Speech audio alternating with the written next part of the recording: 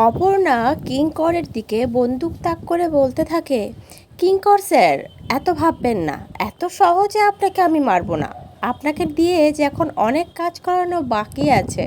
পুরোটা জানতে ভিডিওতে লাইক দিয়ে চ্যানেলটা সাবস্ক্রাইব করে দেখতে থাকুন। চিরদিনে তুমি যে আমার সিরিয়ালের আগামী পর্বে আমরা দেখতে পাবো কিঙ্করকে চারিদিক থেকে সবাই ঘিরে ফেলে। সবাই মানে একদিকে মেঘরাজ, একদিকে আর্য, একদিকে অপর্ণা।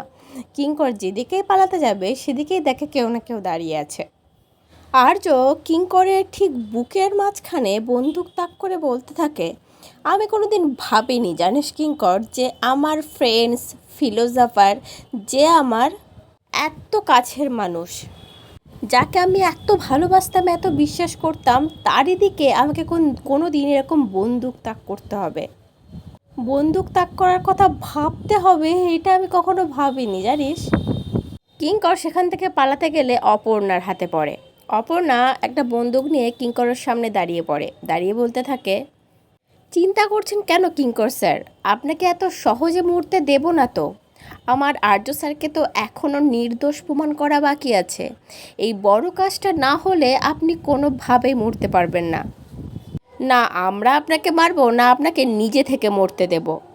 আর অন্যদিকে আমরা দেখতে পাই কিঙ্কর অনিকেতকে ফোন করে বলে, তাড়াতাড়ি এখানে চলে আয়, তুই যেখানেই থাকিস না কেন তাড়াতাড়ি করে ব্যাক কর এখানে। অনিকেত এসে কিঙ্করের কলার ধরে বলতে থাকে, তুই আমাকে ব্লেম করছিস? তোর সাহস তো বড় কম নয়। আর পেছন থেকে অনিকেতের ঘাড়ের দিকে বন্দুক তাক করে আর্য স্যার বলতে থাকে, এবার যা করার আমি করব, এই আর্য করবে আর অন্য কেউ নয়। এই তো দেখা যাচ্ছে একটার পর একটা ভিলেনের আমদানি।